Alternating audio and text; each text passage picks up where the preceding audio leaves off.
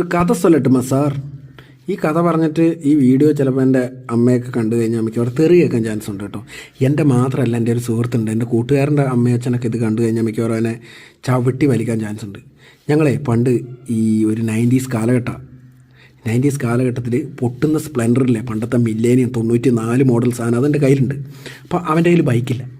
അപ്പം ഞങ്ങൾ എന്താക്കി, ഒരു ഊട്ടിക്ക് പോകാൻ വേണ്ടി പ്ലാൻ ഇട്ടു. അങ്ങനെ നമ്മൾ രാവിലെ പ്ലാൻ ഇട്ട് കഴിഞ്ഞാൽ പിന്നെ രാത്രിയൊക്കെ അല്ലേ നടക്കുള്ളൂ, വന്നോ വരണോ എന്നൊക്കെ നോക്കി. അങ്ങനെ അവൻ എന്താക്കി, എന്നാൽ പിന്നെ പോകാമെന്ന് വിചാരിച്ചു. അന്നേരം 7-7:30 ആയി കേട്ടോ. അപ്പോൾ വീട്ടിൽ നിന്ന് പറഞ്ഞു, എടാ പോകണ്ട. സംഭവം അളിയൻ്റെ വീടങ്ങ് ഊട്ടിയിലാണ്. പക്ഷേ അവരും വിളിച്ചു പറഞ്ഞു, വരണ്ടാ, ഈ ആനയുണ്ട്. അതായത് നമ്മളിതൊക്കെ കേൾക്കുമോ, നമ്മൾ പറന്ന് വന്നൊരു 8:30 ആയിട്ടുണ്ടാവും അവിടെ.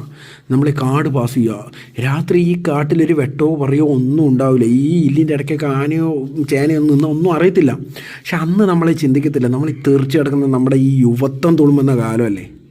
അങ്ങനെയാടാ ഇവിടെ എത്തി. ഇവിടെ ഈ വളവ് കഴിയുമ്പോഴത്തേക്ക് വണ്ടികൾ നിരനിരയായിട്ട് നിർത്തിയിട്ടുണ്ട്.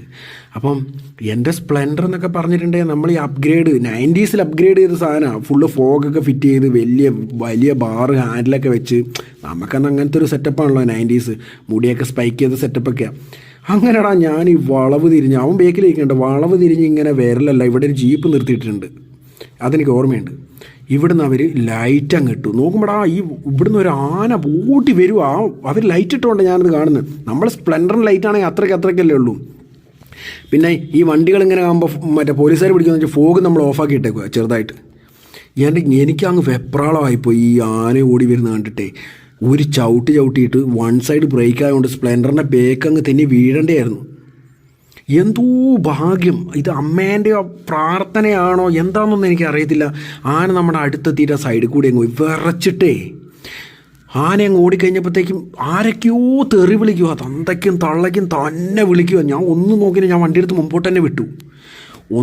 എന്താ പറയുക, കിളി വന്നപ്പോഴത്തേക്ക് എന്താ സംഭവിച്ചതെന്ന് അറിയാൻ തന്നെ എനിക്ക് കുറച്ച് സമയമെടുത്തു.